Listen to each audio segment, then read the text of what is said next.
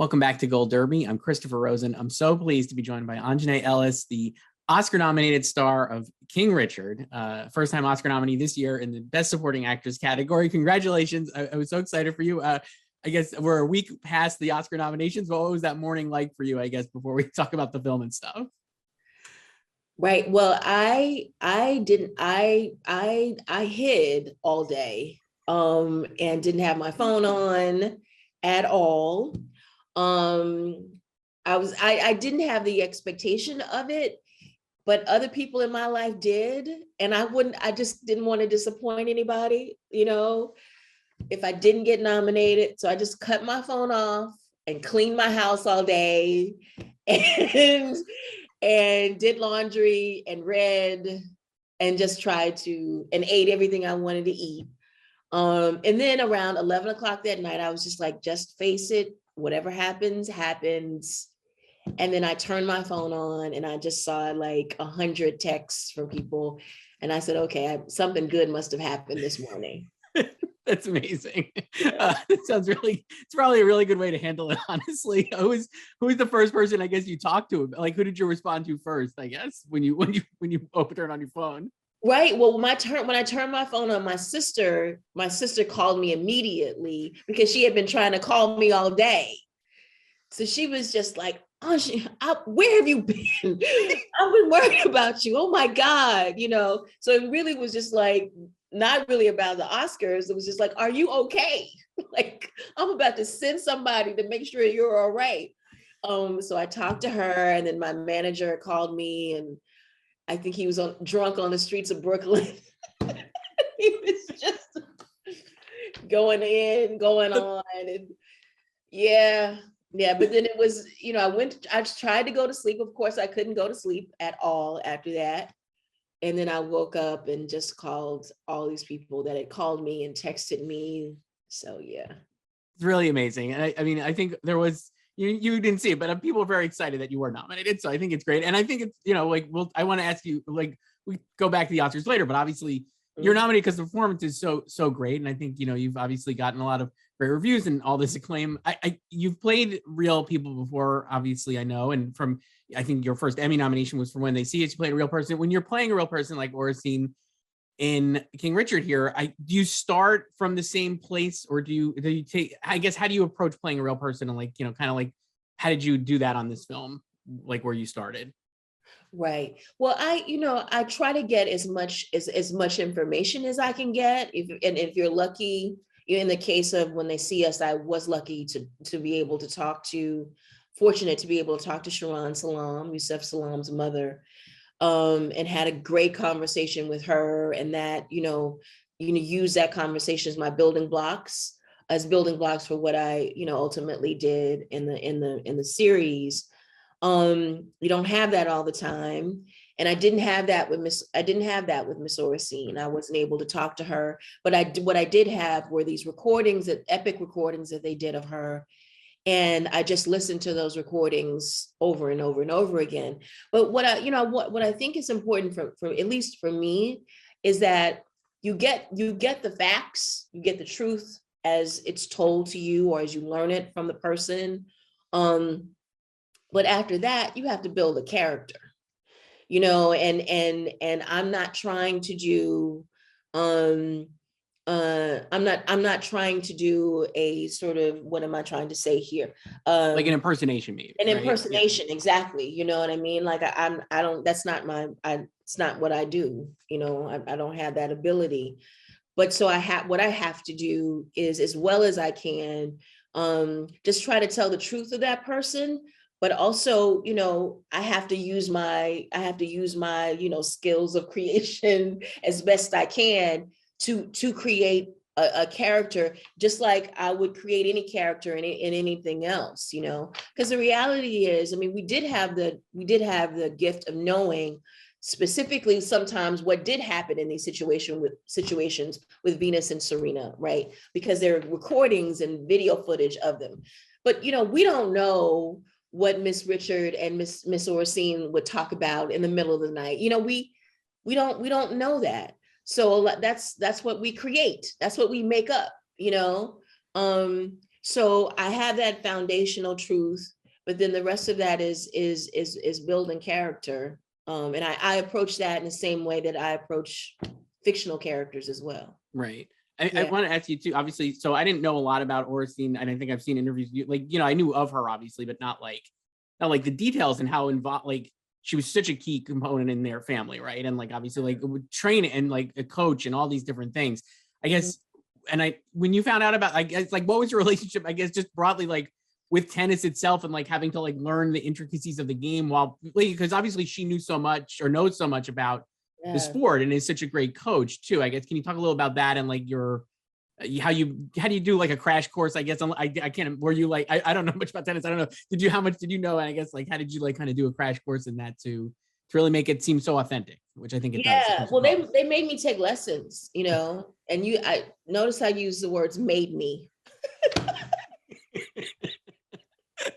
They made me do it, and I wanted to do it because I wanted, I want to do everything I can to in service of honoring Miss Oracene as best as I can. But I'm just going to be transparent. It was not my favorite thing to do, but the producers, God bless them, they wanted it to look real. They wanted it to look real. So they had me, and I wanted it to look real as well. So they had me in tennis lessons 3 times a week for several weeks. I was working with a former tennis pro, a tennis teacher, tennis coach, and he was great with me. And he got me from zero to, from 0 to 10. He got me at a good 4. At least I was presentable and hopefully a little believable on screen, on camera. I mean, I think so.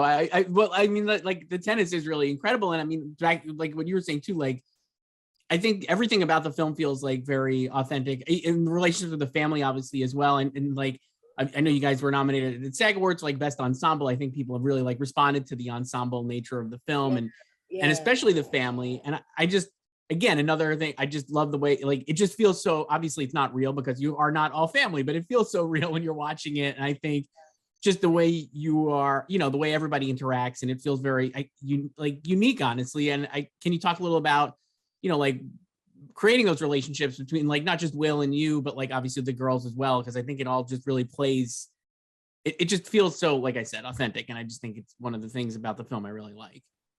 Yeah, well, that was one of the joys of this film for me, is that what you saw on screen was what I was experiencing off camera as well. I really cared about those girls, I really cared about them, and, saw myself, when we were on set, I saw myself as their mother, and they are easy to love. And they had this incredible bond between them, which was evident in what was on screen, what you saw. And what you saw on screen was how they were when the cameras were off. They were constantly doing TikTok videos and, talking about each other's love lives, and you know what I mean? And it was what you saw on screen was not far off from what was happening when the cameras weren't rolling. And to that, and evidence of that is that sometimes Ray, our director, would let the cameras roll without them knowing. Because it was, and some of what you saw on screen was them not being aware that the cameras were rolling, that he was just capturing who they are. Yeah. Yeah, that's amazing. I'm not surprised to hear that, honestly, because it does feel like it's so authentic that it does seem like it would have to be something like that. You obviously, I know you have that great scene with Will, and who's also incredible in film, an Oscar nominee as well. For his performance, you have that great scene in the kitchen with him, which I think is like, your standout moment. I know you've talked about, but before that, you have another scene I really love is when they're coming back. I think it's from one of the early matches, and he's upset that they've been boastful in the car, and kind of leaves them and drives away. And I just love that scene so much. And I think the way your like Oracene in that scene is so great. And I think it's very, I think it could have been played maybe for a different film. Maybe it's played for laughs or something, but the way you kind of like really dressed him. It's just a great moment, I think, and it really shows Oracene's strength. Before we get to that scene in the kitchen, can you talk about that one and just work that scene and like, I guess, executing it so well? I just think that scene is really great. And again, kind of like I said, like different from maybe in a different film, I think that scene would have played differently.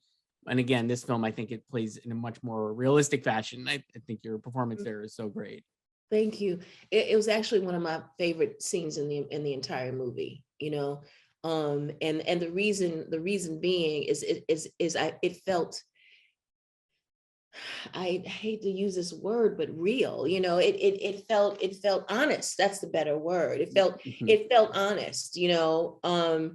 I felt that I know how I would feel if, you know, I was in the car and my niece and nephew had gotten out of the car to go do something and the person that was driving the car drove away. Do you know what I mean? In service of teaching them a lesson, I would be horrified and infuriated. And the other thing about it is that he took a moment that should have just been so fun and so beautiful, and he pissed all over it. Yes. He pissed all over it, you know, and I gave myself permission to just feel all of that, like not put anything on it, just feel how I felt with Will doing what he was doing, you know. And I think that was why I loved it so much, because I think we all were doing that, you know. There was a situation and we had words to say, but we just were living in that van that day and having that experience. Yeah, and I think it's a great scene too from a viewer standpoint, because like again, like if in a different film, I think that's maybe more, and I know obviously the family that is maybe not as honest about Richard and like his pros and cons, let's say, or whatever. I think maybe you wouldn't have had a character standing up to him like that, and you're kind of filling in for the audience there as well, because you get like, it's like watching and you're like, that's a really, like you said, like he's peeing all over this great moment and like leaving the kids there just seems like not great, and you giving the audience then permission to be like, yeah, that isn't great, right? Like I just think that like it's a great moment. And then obviously I mentioned the scene with later in the film in the kitchen. I know I've seen other interviews with you talked about how like you and Will didn't really talk a lot about that before you did it, but I guess like what was your approach? Like how did you approach that scene, like, you know, yourself, and like what were your conversations? Did you have conversations with Ray or like Zach the writer, or like was that something like how did you kind of tackle that sequence? Because I think that's probably your Oscars clip, I would imagine, if they're still doing like Oscar clips with the actors. I know last year they kind of booted them off, but hopefully they bring it back. That would be like a great clip for you. But I guess you know, like what was that like for you how'd you approach that? Yeah, you know, we worked on that. It was the four of us. No, five. Will, Ray, Zach, and me. So it was four of us. We and then Isha became involved. Isha, Miss Oracene's daughter. You know, we worked on that thing until up until the moment we shot it. Okay. And because we wanted the words to be just right. And I think that, I don't know, for me, I think that the mark of the success of that scene, I don't want to sound, you know, presumptuous or whatever, but that some people have asked me, was that scene improvised? You know, and I said, no, those were words that were written down on a page, you know, that we spoke. It was no improvisation in that at all, none. I mean, you know, we would go offline a little bit and say things over and over again, that kind of thing. But, you know, those were words that we scripted and we worked on that, as I said, up until the moment that we shot it, because we wanted it to be right. And for me, I thought about it in this way. You know, I thought that here is Miss Oracene's chance, like the real Miss Oracene. And I felt that I was speaking for her, you know, that she could say what people don't know about her and don't care to know about her. This could be her moment for this entire country, for the whole world to hear it. Because I know what my perception of her was that she was a devoted mother, doting, devoted mother who's in the stands, looking cute with her shades on, cheering on her daughters. But I didn't know and didn't care to know that she was as instrumental in the success of her daughter's tennis careers as she was. And so I just thought, if I do nothing else in this film, I want to say that for her. I want to say that for her. I know how embarrassed I was when I ultimately found what I thought about her, and then ultimately found out what the truth of her was. I was ashamed of myself. But, you know, a lot of times the stories are told about us through the voices of people who don't necessarily care about us. Mm-hmm. So I wanted to correct that in my way. I was like, I'm talking from Miss Oracene today, you know, and so that's what I brought into it is, and the other part of it is, you know, there are going to be so many more stories told about Venus and Serena, you know, they are like, Shakespearean in that way. You know, people will always go back to this incredible story of these two sisters who were these incredible cultural and tennis icons. But how many times are people going to be told a story about their mother, and particularly while she was alive? So I really wanted to do justice by Miss Oracene, and so that's what I tried to bring to the scene. Yeah, I think it definitely, I mean, everything you said there is, I totally agree with. And I think, you know, that's one of the things, again, I really like about the film is that Oracene is given such a, I don't know if fair shake is the right word, but you know what I mean? Like, it's like, you know, I think it very easily in this story, it could have been like, you know, the character could have been pushed aside or like diminished or whatever, but obviously it's not. And that's one of the things I think is so powerful. And I think your performance helps bring that out as well, which is just wonderful. And I guess I know we have to wrap up here, and I appreciate your time. I just going back to the Oscar nomination, and it sounds like, obviously, like just from hearing you talk about this, I could imagine this is true, but I mean, this is no one, whether you win or lose or whatever happens on the Oscars, like you're always going to be an Oscar nominee. That's like incredible honor. Like you'll have that, you know, in any kind of people write about you or in movies, I could see it on the trailer, right? Like Oscar nominated, you know, like that kind of stuff. Right. And I guess what does it mean, I guess, for you, you know, having that, what does it mean to have that Oscar nomination come for, you know, this performance and this role? You know, you've worked, you know, you've been working for, you know, 25 years or whatever, you know, a very, you know, long, illustrious career in stage and screen and obviously film as well. But to have it for this role and have this, you know, recognition now, I guess, you know, what does that mean to you? And can you even, I mean, I'm asking you to like think about things in the future, but I don't know. Can you, how does it make you feel? Like, you know, for this specific part, I guess. Yeah, I think it's for the specific part is why it's I mean, you know, it would be great if it had happened, you know, for other things as well, sure. But it is particularly special for this because I you know, I think of myself as somebody who wants to expand how women are looked at historically, you know, like when they say cut, like that's the work I do when I'm not on camera. So imagine for me the convergence of that, you know, that I get to be on camera and do that kind of work, and then to be rewarded for it and to be acknowledged for it. Because the way I see it, you know, my getting this nomination feels to me like Miss Oracene is getting nominated, you know, because she's always been in the stands cheering for her daughters. Now people are cheering for her, you know, and I that's what's so special to me. Yeah, it's really wonderful. And again, congratulations on the Oscar nomination, Aunjanue Ellis, King Richard star. It's a great film. You should check it out. And Best Picture nominee as well this year. And thank you so much for doing this. Appreciate it. Thank you. You have a good rest of your day. Thanks.